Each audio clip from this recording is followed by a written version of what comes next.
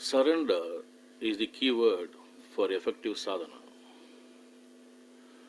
Surrendering to the great master unconditionally is what all sadhana about. In one of his messages, while speaking about the rarefied fields of consciousness that relate to the areas beyond awareness of freedom, our beloved Babuji Maharaj says, it is really a state of self-surrender in which one, as a true devotee, surrenders himself completely to the will of God, the Master, basking in the sunshine of His grace. That is the relationship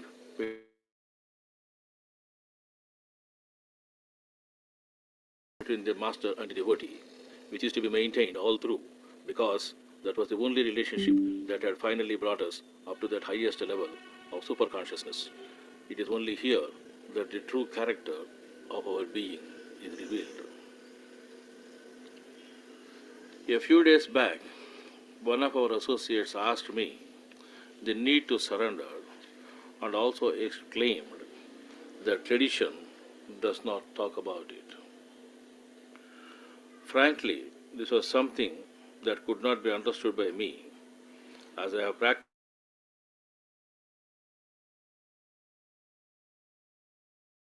the system all these 5 decades, and above all, with the implicit faith in the Master, and have struggled to make my surrender total and complete.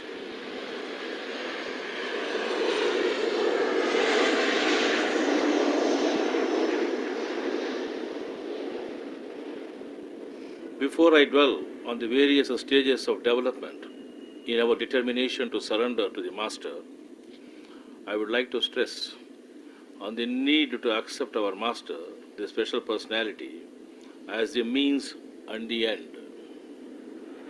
In fact, our efforts through action, karma, knowledge, jnana, and devotion, bhakti, are not always with us. Many times we know we miss them. There are many occasions they are lost. But one thing that is not lost under any circumstance is the Master. One who knows Him to be the Savior does not attach himself to any other means than himself. That is what is called in tradition that the Master is the Siddhopaya. It was stated in this context of referring to Lord Krishna, Sarve Vedaha, Sarve Vedyaha, Sasastraha, Sarve Yajnaha, Sarva Ijyasa, Krishna, Viduhu Krishnam, Brahmana, Satvato Ye, Tesham Rajan, Sarva Yajnaha, Samastaha. Meaning, all Vedas, all Shastras, all Purusharthas, all sacrifices, all loved ones are Lord Krishna only. One who knows Lord Krishna as He is, they are the ones who have done all the yajnas. In my opinion, based on my experience in sadhana, I may assert the same with regard to our beloved Master, Babuji Maharaj. Before we reach the stage of surrender in our sadhana, we in fact go through several preliminary stages, starting from the development of understanding of interdependency of various shades. But understanding and living interdependency means quite a lot. Our ego is the one and only barrier that needs to be crossed for even elementary understanding of interdependency. Ego is also known as pride, as self-importance. It may be considered as the compulsive need to consider oneself as separate from others. Kindly note, it's a compulsive need we feel to feel separate from others. As one of the modern psychologists put it, it is love-denying obsession with separation and self-concern. Ego denies love. It's a love-denying feeling. If you want to love, you must know that you should get rid of your ego. But the ego about which I am talking here is the ego as understood in the science of spirituality. This is a bit different from the concept of ego that psychologists examine, where it is one that is principally concerned with the organizing function of a person. If a person is not well organized, surely he needs special attention by experts in medicine and psychiatry. It is not that ego that we refer in our spiritual path. In the spiritual path, we are referring to this as an emotional knot in consciousness that grants us a sense of separateness in the life. This, in its final aspect, is simple identity, and in its gross forms, they separate individuality and ego.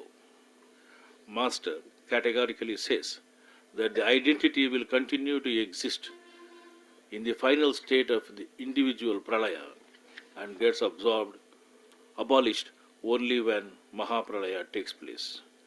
This is one of the reasons why Master considers the rings of egoism and the rings of Maya, after the rings of Maya, in his explanation of scheme of binds of 23 circles.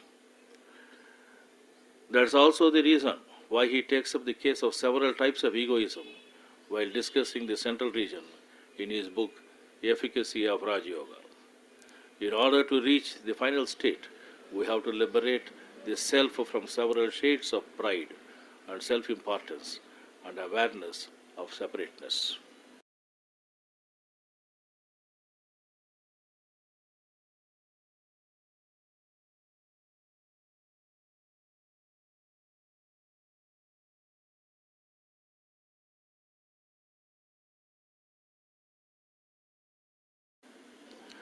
Earlier during the course of the celebrations, one of the aspirants had difficulty in understanding the commandment relating to the need for not being revengeful. This problem is due to the awareness of one's separateness of being. Every one of us wants to be free from the never-ending fears and desires of the separate ego of nations included. We can choose to spend hours and hours in the process of identification with those fears and desires in order to transcend them rationally as we presume. But that never succeeds.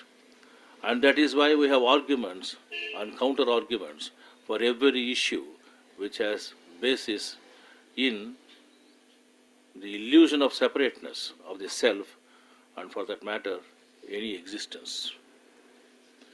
If we compare our desires and fears to the garbage can that we carry on our heads with considerable caution and care, and believe there is some value in closely examining the contents of the garbage can before we let things go, it simply means we do not recognize the garbage can as one such. The cleaning process, in fact, is a purification process meant to get rid of all our samskaras, which really means our attachments to things, men, notions, ideas, and ideologies.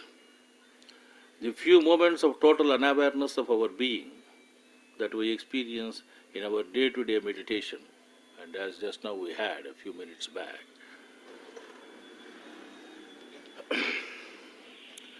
that are assisted by the influx of pranahuti, if reflected upon and converted into the precious imperience, where we find all opposite resolves, all conflicts dissolved, and all existence unified, it becomes easy to understand the logic of the supra-rational, where differences are a non-reality. Intense understanding through contemplation on these moments leads to the state of development of surrender. To surrender is to abolish ego.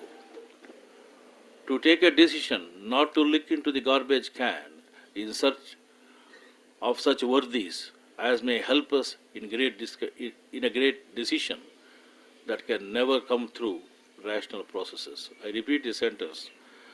To take a decision not to look into the garbage can in search of such worthies as may help us is a great decision that can never come through rational processes. To examine the matter means to take time. If we take time, we will never surrender to the imperience. Yielding to imperience is something immediate, in actual present, not a matter to be done in future. One more thing to note is surrender is always to be complete and not conditional. Conditional surrenders are a farce that we see in many religions that unfortunately got distorted. Surrenders to the conquered unfortunately meant also payment of tributes. Such type of surrenders in history meant revolt against the surrendered also.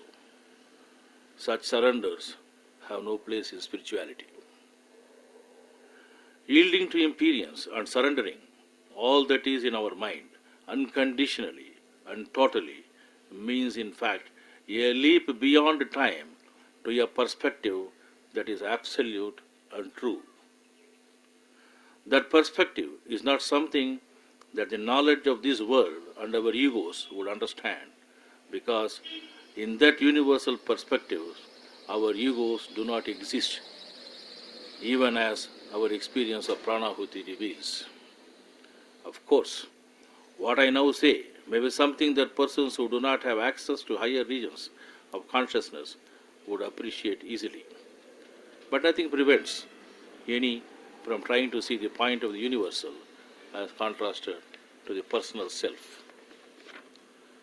The development of surrender, which can be immediate due to the imperience, however, does not happen in all cases. It is only the fortunate few who have good samskaras of the past lives that take off immediately. We go through various stages of development of interdependence with the ultimate during our march in the spiritual path. These happen after we have developed Viveka and Vairagya and reached the North too, as indicated in the book Towards Infinity of our revered Master. These are essentially buffer zones, as our Master calls them. These buffer zones are there at several places in the path, and I would refer to some of them as it relates to the surrender that we experience between knots 2 and 3. When the interdependency of the self with that of Master, when the interdependency of the self with that Master is getting realized, the first feeling is that he is the Father and is the one who gives food, shelter and clothes, gets established. This has many emotional tones, and religious literature substantiates this phase in the case of many saints. The feeling that he is the Father slowly yields to the more abstract notion that he is the protector in every sense of the term. He becomes the refuge for any and every problem. This leads to the feeling that he is the Master and we are the serfs. And after sufficient travel in these states, the knowledge that he is the one who should be known, seen, and entered into strikes root. In this buffer, we spend considerable time till we are pushed out by the Master to the next stage. Here we start developing personal relationship with him and feel he is our beloved, and his company is something that is sought for all the time. Since the state of the lover and the beloved is not complete here, we feel many times betrayed and lost in the path.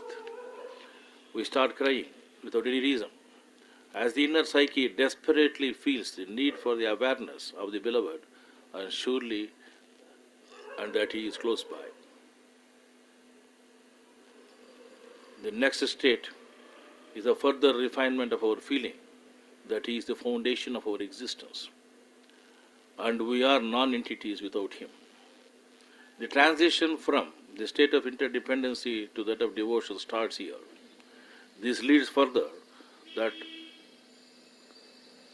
we are objects of his enjoyment and that we should do everything to see that he is pleased with our actions, feelings, thoughts, and our very existence. We tend to make ourselves as perfect and pure as possible and give no scope for any lapse in our making ourselves enjoyable to him.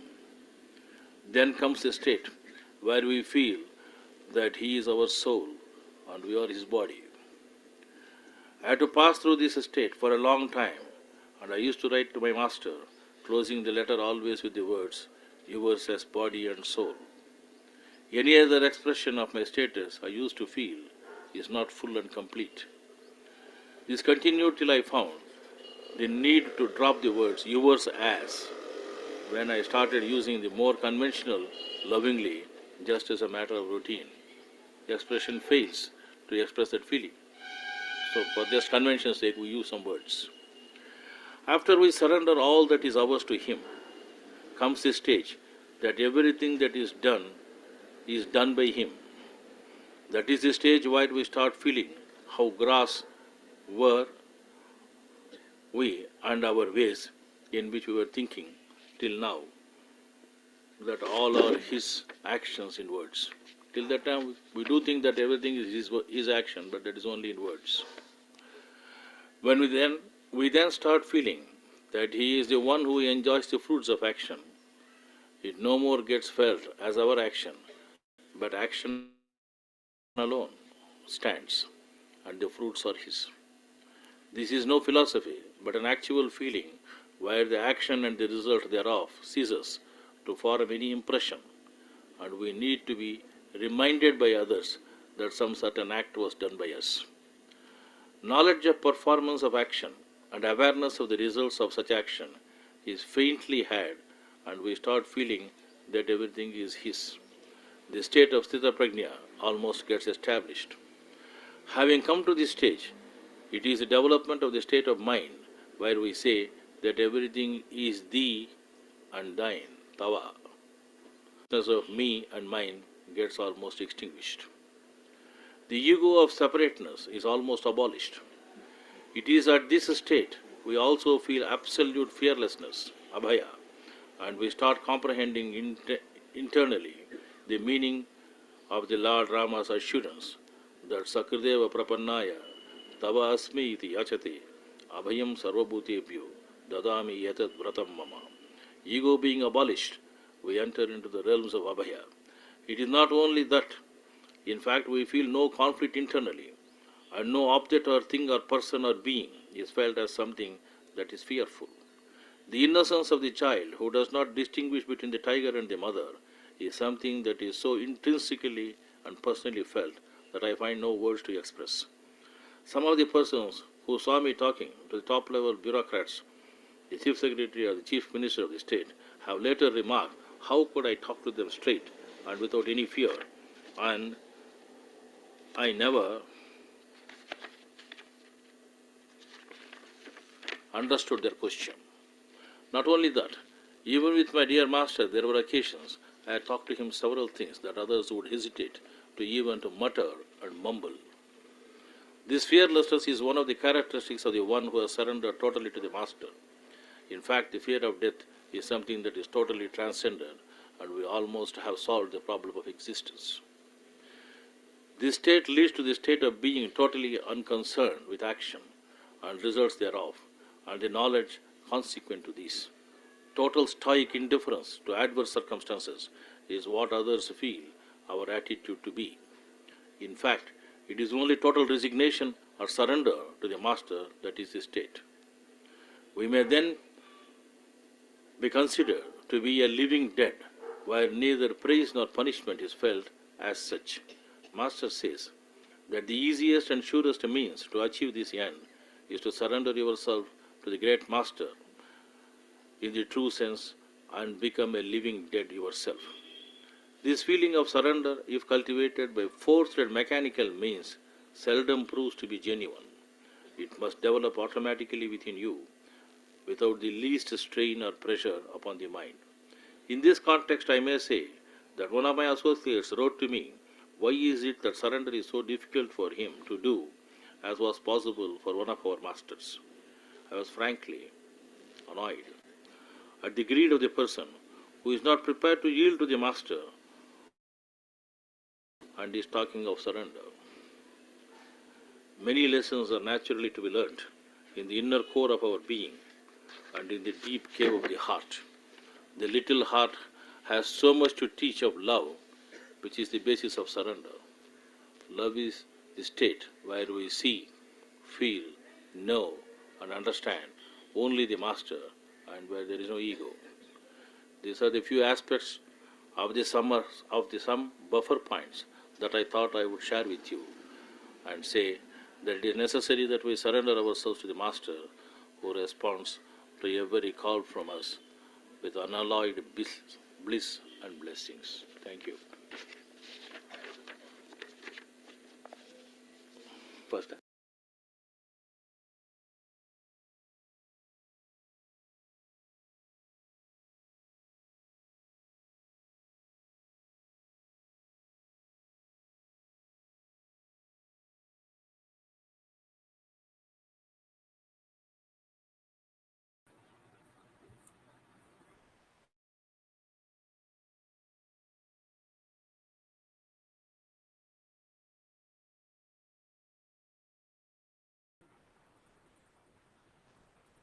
Uh, there is a, related message from Pujya Varadachari ji. So I will read that. It's a two-page this thing, and then we'll conclude. I'll just share my screen. So this is taken from the uh, thought of the day that is there on our website, and that message that is related to surrender. It will appear at the end of this article. So I'll start reading. Discourses on the Philosophy of Sri Ramchandra's Rajayoga, Lecture 6. The development of individual form, the development of individual from the cosmic or absolute stage is by a series of individualities or individual forms being taken up from the central force. In other words, we must presume that once the center has started to come into action at the time of creation, the several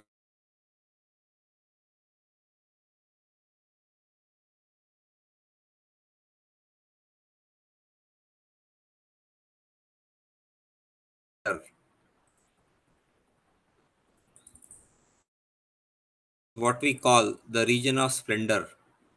And when we go still far, we come across the region of ego. And as we go more and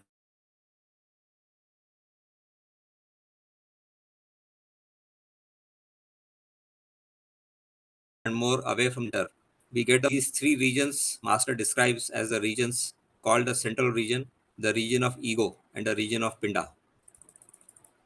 Pindadesh, or individual human beings or creatures. So every one of the individuals who passes onward away from the center to the Pindadesh and still farther on has all those things with it. Inside the inmost core, we have got the very nature of the divine force, which we must call the first formation of the individual. Later on, we have an ego covering over it, and still later, we have got a physical cover. So there is one continuity between what we call thought and matter.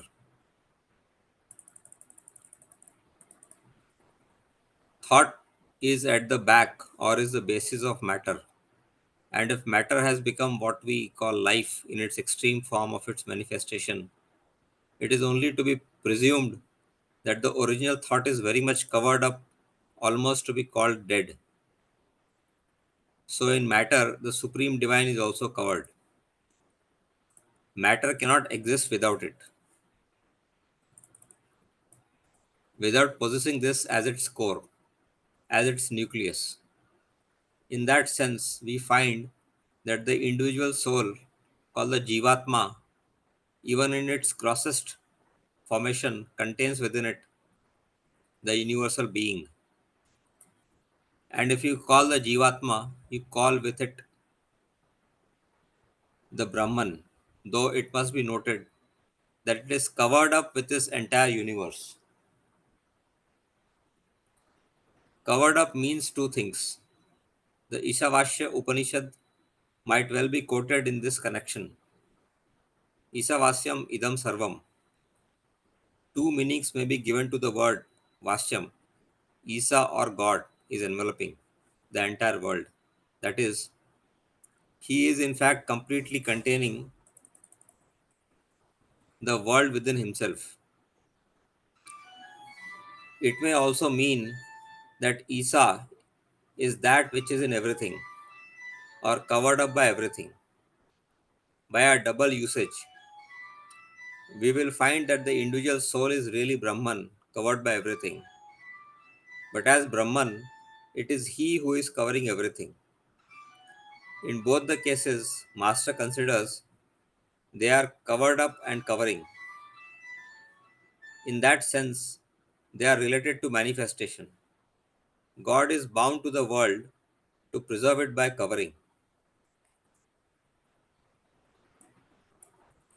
The individual is bound by being covered by the Brahman. Suppose you realize that you are the coverer, but not being covered by, and if you realize that you are within it,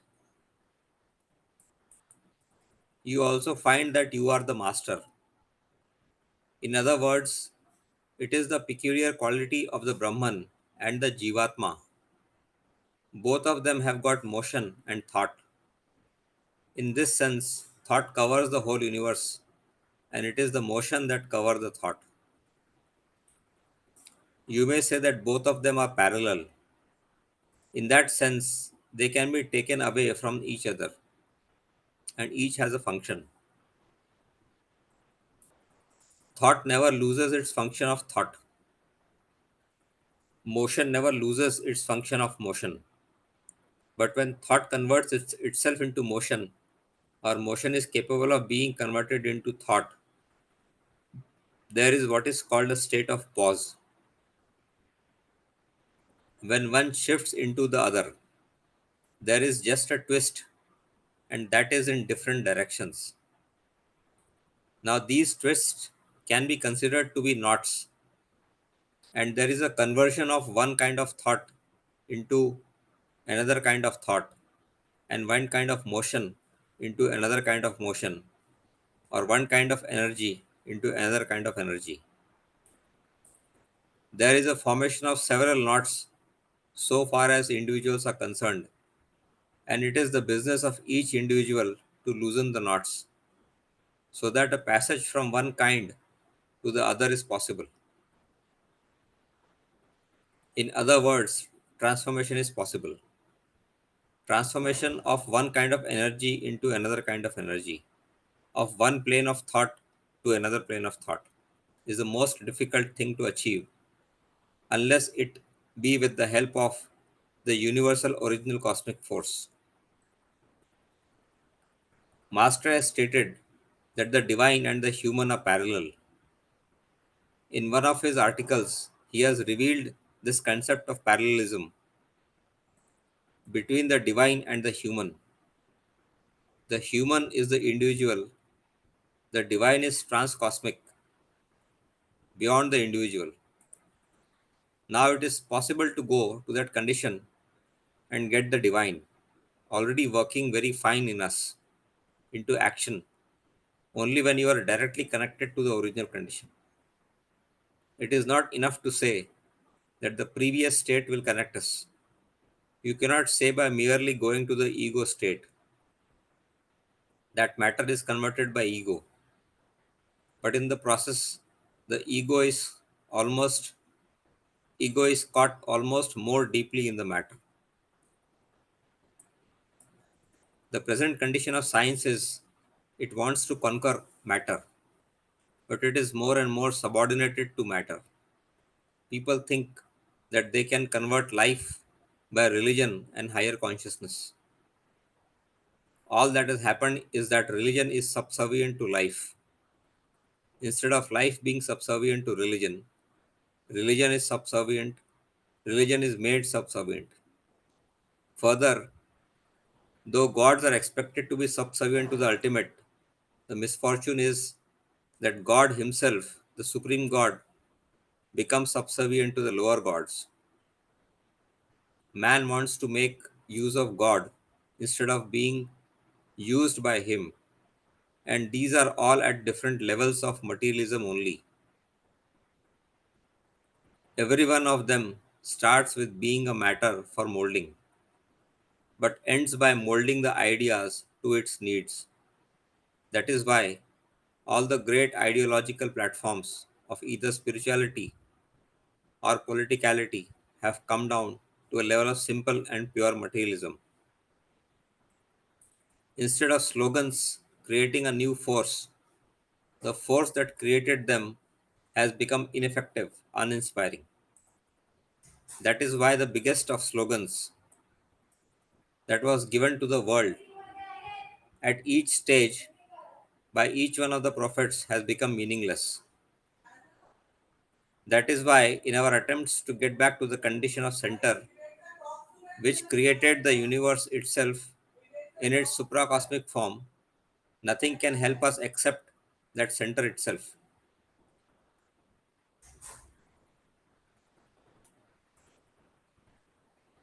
So the ordinary words which our Vedantins have made, called the Jivatma and the Brahman or Paramatma, have no meaning at all to those people who use them.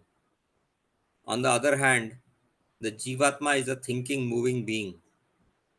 It is not a static but a dynamic, and so is the Brahman, not a static but a dynamic entity. Both of them have come out from the center, which has been beyond the regions of our philosophies or spiritualities. We have to go beyond the Jiva and beyond the Brahman to a condition that is neither thought nor motion.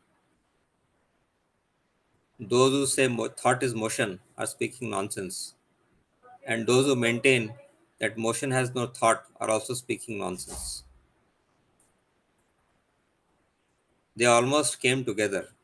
They are like time and space, the two coordinates of existence.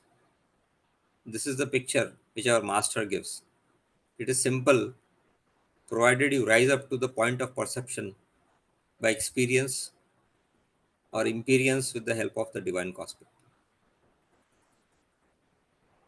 So that was that article.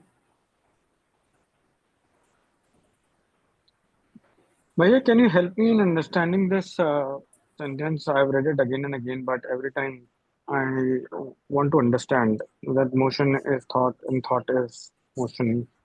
What does he mean by that? Why he says that these are nonsense?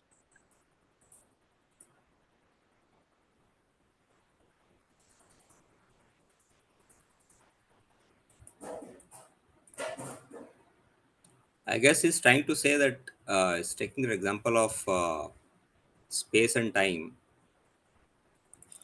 So uh, we cannot confuse both of them as the same. Like space is time and time is space. So what he has explained, he has concluded that both are like coordinates which are to be considered. Uh, so if somebody says that both are the same, or thought is the motion, or motion is thought, then they are speaking nonsense in that sense. So that's why he's saying they came to almost came together. That's why they are like time and space, and they are the two coordinates like x and y existence. That's my understanding. Maybe with the other somebody can add that. So, Yeah. I think we understand Okay. what Yeah. is. In tradition also they say there is something called Nirguna Brahma and Saguna Brahma. Saguna Brahma is the Ishwar or the Brahma who is the creator. Nirguna Brahma is the one who is no attributes. And beyond Jiva and this Brahman, That is the ultimate being, which has no characters at all. We cannot describe any of the characteristics of the Nirguna Brahman. Okay, when you say Nirguna, that means there is nothing you can attribute to that entity. You can say entity. So we have to go beyond the Jiva and the Brahman as well. The Brahman here means the Saguna Brahman, who is the creator. Beyond that we go, then only we reach the ultimate. At that level, there is no thought, no motion, no nothing. So that is the real nothingness which we mean actually. That's why that is my understanding.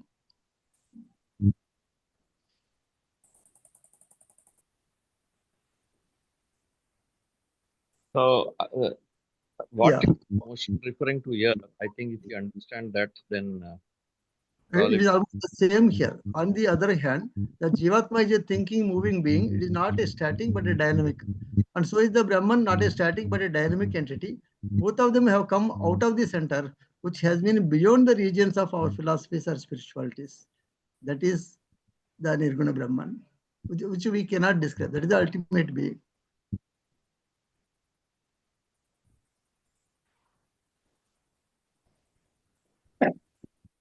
the way I understand is this existence Yes. is dynamic. It keeps changing. So that is, because it is dynamic, it's called motion. And so is thought. Yes. And the existence, if we can think of it as creation, then that is evolving, that is changing. And so has our thought evolved from the subtlest form. And both are synonymous in one way. Like the evolution of thought has also caused evolution of existence. That's what we call consciousness or the prana.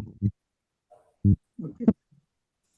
Yeah, they're parallel. So that's what I understand. Time and space is an analogy that they So almost. this time and space, we have to transcend this time and space. And none of our words or philosophies or the thought process can describe that entity. That is the center.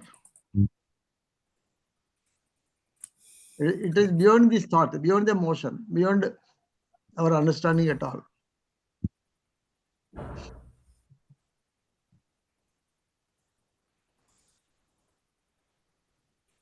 Shakti, does that answer your question?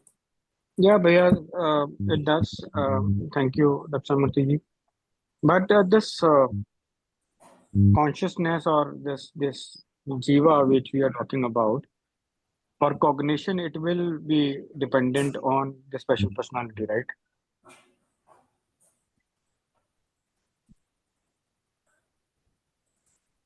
It is as the last says, right, that we need to see in our attempts to get back to the conditional center, which created the universe itself in its supraconceived form. Nothing can help us except that master. Yeah. I think this you can attempt to get us to a state beyond this existence and beyond the from where both time and space originated. That is the center, right? To help us reach the center, nothing but the center itself can help. So that is what Pranahuti is. It's a thought offering from the center. So in practical terms, I understand it as the last line of prayer. Thou art the only God and power to bring us up to that stage, right? It's absolute yielding, dependence. That's what got highlighted. Pujya Sar's talk. Several shades of There is the grace we get. There is the grace. yeah. If we can yield to that imperience immediately, which all of us have, without trying to analyze too much of our desires, fears, treating them as garbage can, as set them aside, and immediately at that instant yield to that imperience, then we get a feel of the closeness of master in us, or we literally feel the center. That is not an intellectual. It is not forced by the intellect, right? It's just a matter of imperience. So that is what lets you shed your egos, your attachments, and then gradually you move from dependency, and then you start to feel master as your Siddhopaya, as he says. And then at several stages, reach a state of surrender, and then so that is the journey from these knots.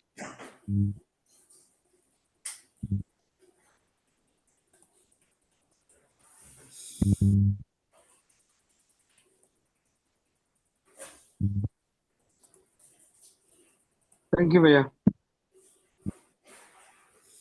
So ponder over the last line of this message. It is simple, provided you rise up to the point of perception by experience or imperience with the help of the divine cosmos.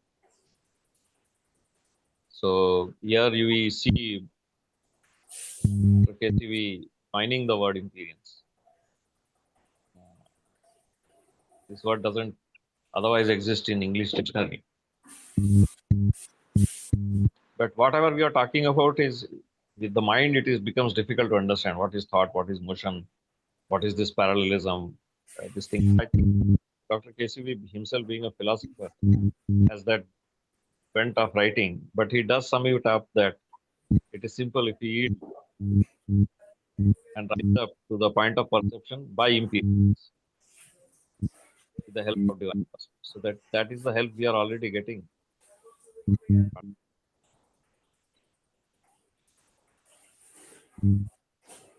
Practically, after our satsangs and all, don't we feel our mind silenced, no matter what our problems have been before, what our minds have been disturbed with before? They all just zoop, they vanish into nowhere, right?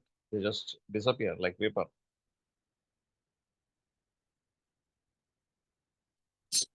You're right, Bhaiya.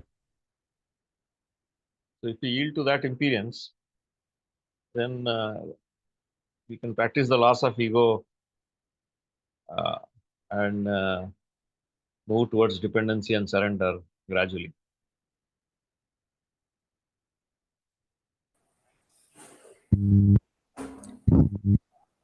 Okay, then if no questions, we'll conclude for today's session.